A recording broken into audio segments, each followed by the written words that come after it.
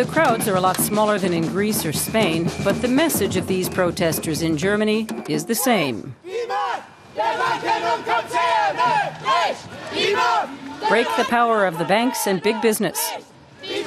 The protesters have gathered outside Frankfurt's Trade Fair Center, venue for the Euro Finance Week.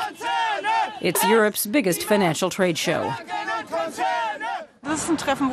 This is a meeting where they reach agreements Europe-wide.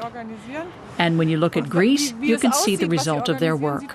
Complete destruction of the infrastructure, healthcare, education. People lose their houses.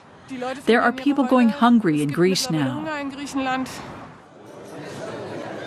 But are the banks really to blame? Those taking part in the trade fair are certainly aware that many people believe they are. Whether you're an investment banker yourself or just a professor who teaches on the subject, you notice people treat you with a certain degree of caution. And sometimes, depending on their political persuasion, that can turn into outright rejection or even hatred, because people know that a country's financial industry has the potential to do great harm.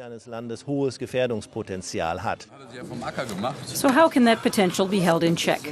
The head of the German central bank, Jens Weidmann, believes European Union plans to introduce a joint banking supervision system are key. But even that, he says, would not absolve individual countries of their responsibilities. A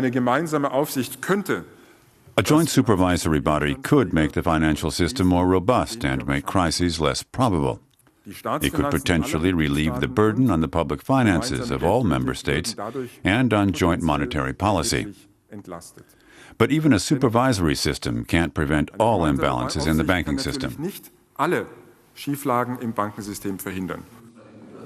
So there are calls for further regulations that would make the banks liable for their actions. The mood in the industry is gloomy, and the atmosphere here at the trade fair no different. Even the food is mundane. The golden years seem long gone, but not for everyone. As the organizer of the Euro Finance Week, I'm obviously one of the winners of the financial crisis. If you go in the main hall, you'll see journalists everywhere. The Euro Finance Week is reaching an audience of up to 40 to 50 million people through television alone. And the guests are paying 800 euros a day. No, that's not exactly true. The Euro Finance Week is paid for mainly by the industry.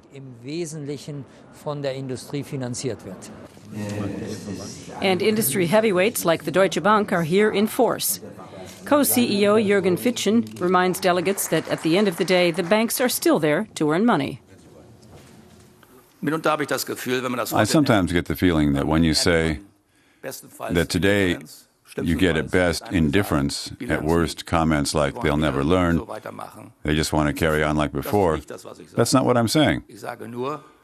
I'm saying that if we believe that all we need to do is introduce these measures to stabilize the banking market, and then we can lean back, then we won't have done enough to secure the future of our industry.